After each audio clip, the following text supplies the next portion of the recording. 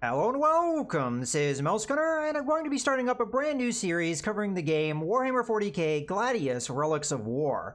Now, it's quite a long title, so from here on out, I'll just call it Gladius for simplicity's sake.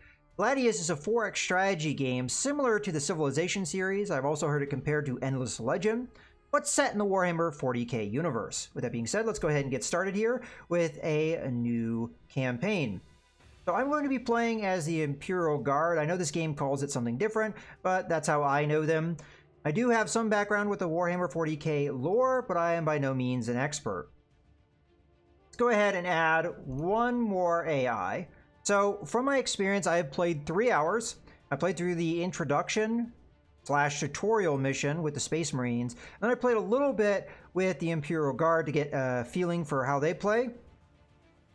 And when I played, I was on a tiny size world with just one other opponent, and it was geared for 2 opponents, and it took quite a while to encounter any of the AI opponents. So that's why I've added in one more beyond what it recommends at a medium size, but everything else I think I'm going to leave at default. So to set up here, I'm going to select 2 Orcs, Necrons, and Space Marines. And just to give you guys a feel for all of the factions of the game, there are 4 factions, and these are all of them. So we have the Imperial Guard, Orc, Necrons, and Space Marines. Now, the Space Marines and Necrons are listed as an easy start. The Orcs are listed as a medium start, and the Imperial Guard is listed as a hard start. And we'll see why once we jump into the game and we start going, but let's also add in teams, because I think that's going to make things interesting. So I'm going to put the Space Marines in a team with me, because I think that's appropriate. And the Orcs I'm going to put in a team together. Necrons will be by themselves, but I will give them a buff to their level to balance things for them being by themselves. Okay, let's actually change some colors up as well. So I'm going to put you on a similar color to your ally. I'll have be the same green that we see kind of their motif with this glowing green here, so I think that's appropriate. The Space Marines, we'll put on this yellow so they stand out, and I will be kind of this forest green here. So that's going to be our setup. Let me just double check here. BB, AA, no team, and then you've got the buff. All right, so this is going to be our start. So we've got a medium-sized world. We've got landmass set to medium. I might set that to high because water is really nothing. It's not something you can build on. It's not something you can traverse unless you have flying units or what have you. But yeah, I think this is going to be good. I'm not going to look too much into the advanced rule set here. I do have a DLC, Lord of Skulls, which I got for pre-ordering the game. Okay, we're more or less ready to go, so let's start. We will get an opening cutscene that's specific for the Imperial Guard faction. Every faction gets their own cutscene.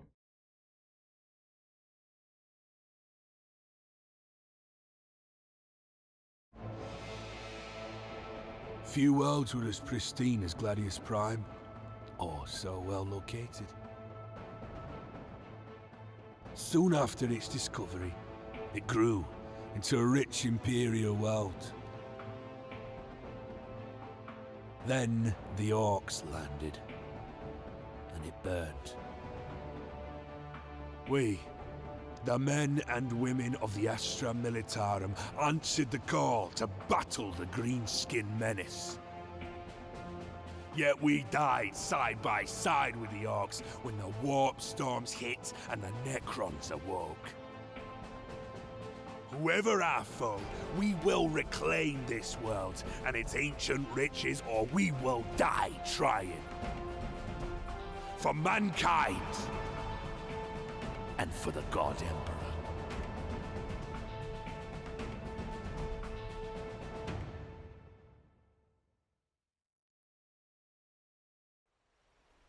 All right, this is going to be our start. This actually looks like not that bad of a start. Looks like our ally, which we can see on the map, is on the opposite side of the map, unfortunately, so we might not get their aid immediately. So we start out with 3 units of guardsmen, which is our starting infantry unit. And we have a tech priest. The tech priests are going to be more or less our settler. They're going to be what constructs our first city for us. We have a number of tiles here that are known as outposts. These are going to be resources you can capture on the map. And once you capture these by moving a unit onto them, they will provide that resource to your city. So we start with 3 in our area, which is really actually quite good. And let's go ahead and do a quick comparison so that you guys can see the strength of an Imperial Guard unit. So our guardsmen have 4 armor, which is a stat that gives you damage reduction. The higher the armor, the more the damage reduction is. We have hit points. This is how much damage the unit can take. But you will lose troopers as you go through that. It'll take 16 hit points to completely wipe them out, but we will lose troopers as we take fractions of that. We have morale, which is one of the weaknesses of our starting units that's not quite good. The actions, this is how many attacks you have per turn, but actions can be used for other things as well. We have movement. This is how much movement points we have, and terrain's going to affect this. So we have 3, but we'll note that we can only move 2 if we move through this forest, because the forest does cost us a little bit extra. But if we were to select this guardsman and open terrain, we could move that full 3. We have our level. As we gain experience, we'll level up, and leveling up will give us a bonus to our hit points, damage, and morale. And we level up by getting in combat and killing bad guys. We have our weapon type. We have laser guns, which we have 8 of because we have 8 troopers. And we have damage, how many attacks we have, our armor penetration, which is 0. We have accuracy and range. And then we have a special trait, rapid fire. This increases the number of attacks at half range. So we are more effective at a range of 1 than we are at our max range of 2. That's pretty much a synopsis of our unit, but let's compare them really quickly to the Space Marines. So if I click on this, we'll jump here, and we can see their stats right away. So we have 8 armor, so double ours. We have 15 hit points, which is slightly less than ours, but they have more damage reduction because of the armor. And they also have less troopers. They have 5 versus our 8. They have 8 morale, which is greater than ours. They have the same number of movement points. Sight is not something we were seeing before, but let's just go to the basic stats. So we'll click on the unit itself. So again, they have the same actions and movement points that we do.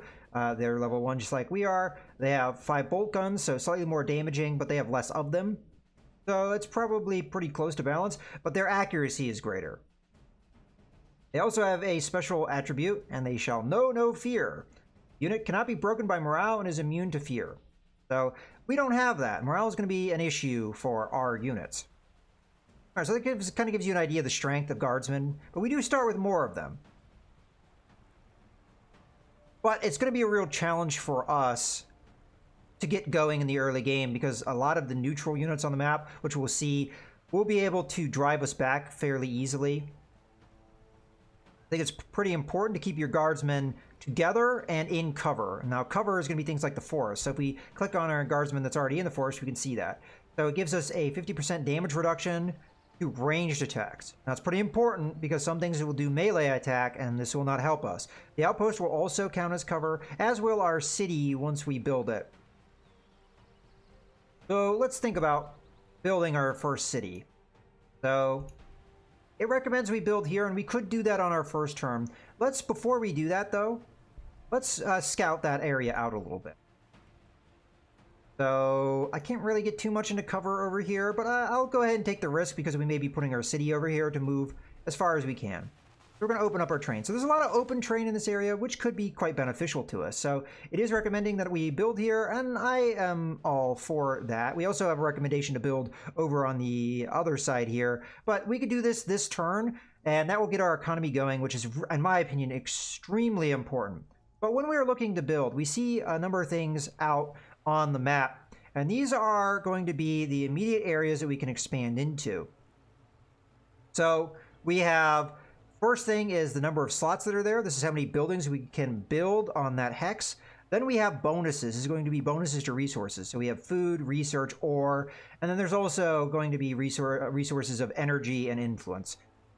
I'm not sure if you can get bonuses to energy and influence as the guardsmen. Now, I will point out that the Space Marines have different resources. Some of them are going to be the same, so they have energy like we do, but they have requisition points rather than food. So different factions will play out differently. For example, the Space Marines don't have tech priests. They don't build cities like we do.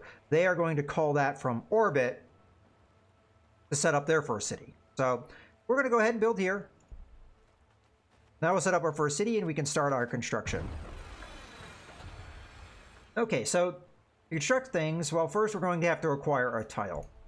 So we're going to want to do this based off of the attributes here. Ooh, I like this tile. So we've got 3 slots and a big buff to food. I like to get my food industry going because food is going to be not only going to be the upkeep for our infantry, which we're going to want to pump out a lot of infantry. It's also going to be the resource we use to build them in the first place. So food production is pretty important, and I think getting our industry going is important. So let's go over our resources.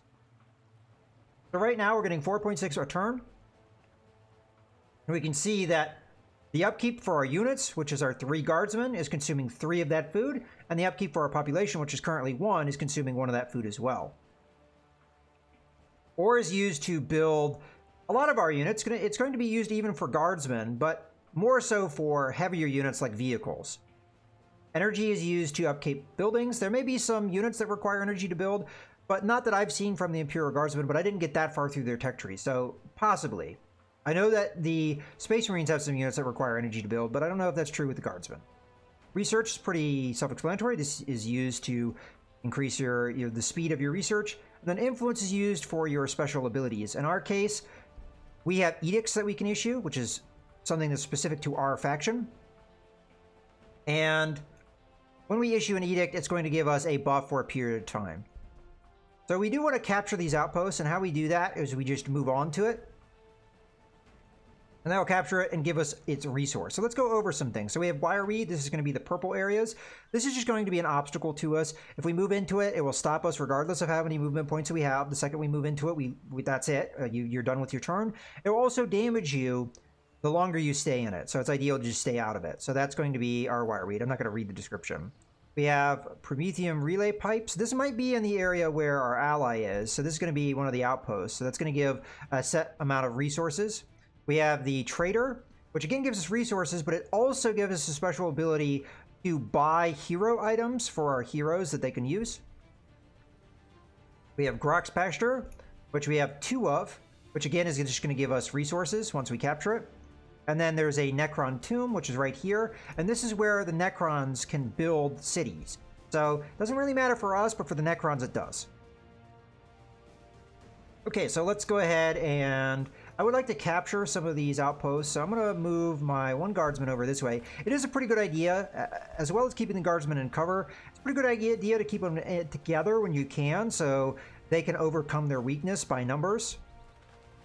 Because you have 1 action per turn, but that also works for Overwatch attacks, which is a feature of this game. So you can attack during your turn, but you can also hold your action for an Overwatch. So if an enemy comes within range of your ability to attack them, you'll use that Overwatch action to hit them. So that's how that works. There have been some circumstances where I've seen the Overwatch action not take place. I wonder if it's, something where your enemy maybe sneaks up on you by using terrain. I'm not exactly sure. There's some elements of this game I'm still learning. Now it's time to choose our research. Now for me, I'm going to first try and get my industry going, but I think that it's best to get buffs for your infantry first as far as the research goes, because doing things like this, which is giving us a new building to construct vehicles, it's going to be a while before I get to this, so researching this first doesn't make a whole lot of sense. But just to explain really quickly how research works, you start at tier 1, and to upgrade to the next tier, you have to research a minimum of 2 things at the previous tier. Once you've done that, you can move on to the next tier and just keep going if you want to. Or you could research everything on a tier if you want. Everything's going to be good and give you a buff. So we have 2 buffs to our infantry. We have the Voxcaster, which is going to increase or reduce the amount of morale loss we have with our guardsmen, which we already know morale's an issue for our guardsmen. We have Frag Grenades, which is going to give us a special attack ability, which is very powerful. We have Inspired Training, which is our first edict. So once we unlock that, we have the ability to use that. I've already mentioned what this is. It's a building that will produce vehicles. Then we have a building that will produce heroes. I'm going to start the Frag Grenade because I think that will balance the weakness that our infantry has in the early game. And later it will even be useful because we're going to be pumping out a lot of guardsmen. And the Frag Grenade has a long cooldown. And just about every faction has some variant of a Frag Grenade. But for our units, because of how many we have, we'll be able to use it fairly often despite that long cooldown. All right, so we've moved everybody, we've done everything, so now we can end our turn. So the Space Marines, oh, interesting. They set up their city near us. So now we have our quest, and this is going to be pretty important because this is one of our victory conditions. If we can go through our quest tree, we will win. The other way to win is by wiping out the opposition. All right, let's go ahead and read through this. Gladius Prime had seemed an excellent placement for a senior Imperial administrator. With its rich resources and strategic location, it was both easy and prestigious to rule. For the local people, life had been by the book, until the day the plant space stations fell flaming from the sky and the orcs descended, followed by even war Xenos horrors. The resident Space Marine chapter stood fast, but could barely hold out. As the commander of the reinforcing Imperial Guard forces, you landed on the planet months ago, but the unexpected reappearance of the planet's warp storms has trapped you on the surface. You've regrouped the surviving civilians and the Imperial Guard troops into one city, but there are still soldiers scattered beyond the walls. We must gather them, rebuild our cities, and reclaim this planet for the Emperor. Our first stage is to get the Imperium's war factories back online and an Imperial Manufactorum. Colonists can live and die without ever seeing the outside world, endlessly building war machines for the glory of mankind. So we have to research the Manufactorum and then construct it, and we get 50 ore as a reward, and then that will progress our quest tree. That's unfortunately not going to be something we do for a little while. Okay, so do we still own this? Looks like we still have our banner on it, so haha, you guys don't get it. Maybe they could expand a tile on that. I'm not exactly sure how that works. We'll find out when we get here. But for now, I'm going to go ahead, move over here. Oh, we have our first neutral enemy that we can attack. So I'm going to go ahead. We can see that we can attack them because they're in range of 2 and they're highlighted in red. Let's go ahead and shoot them. Now we know we'd be more effective if we were closer. Now the one thing an outpost gives us is it gives us a flat damage reduction. Let's go back to that unit. Flat damage reduction, which is very good because this works whether it's melee damage or not. We also get range damage reduction and a healing rate increase. So that's pretty good. The same thing is going to work once we expand our city. We'll see some of those as well. Okay, so our ally is going to be over here, so I don't know if we really should continue to explore over here as much. Anyway, that's going to be the edge of the map fairly soon. So let's start moving up this way. And I would like to capture this resource, so I'll go ahead and do that now. Okay, so we're not doing too bad with food production because of these two.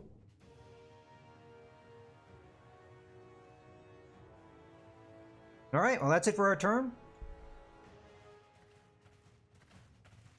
The enemy's going to go after a city. Our city does have defenses, so there it's Overwatch Attack, which almost entirely wiped out the enemy.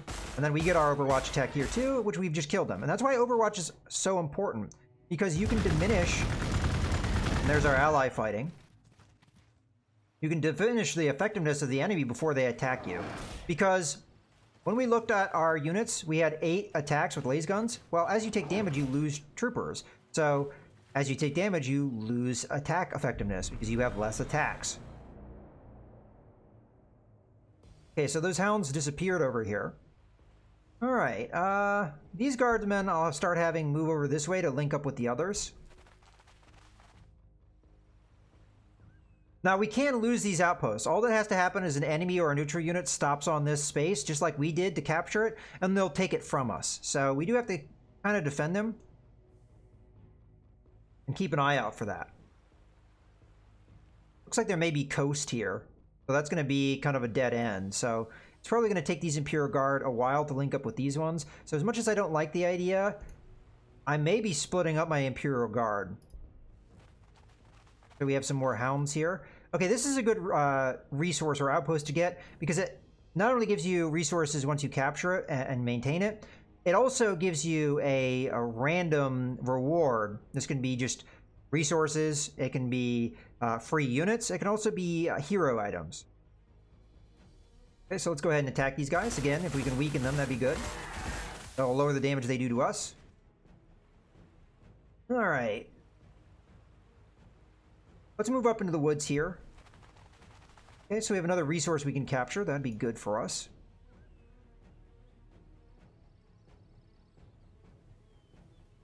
Okay, now we can order our city because we have expanded. And I'm going to go ahead and get that food production going here, because we have a big, huge bonus. Now, I don't know if I want to set up my training facility here because of the big bonus, but I probably will anyway, just so we don't waste too much time. Well, that's all we need to do there. Now we can end our turn.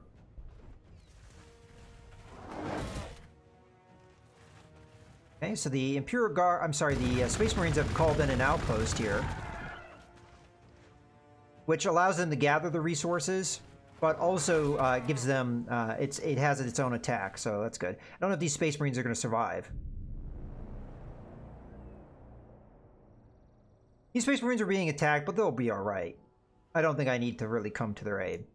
I'm going to go ahead and wrap up the episode here. I'm going to keep these videos to about 20 minutes, but I'll be posting them often, so I hope you guys have enjoyed. This is Mouse Gunner, signing out.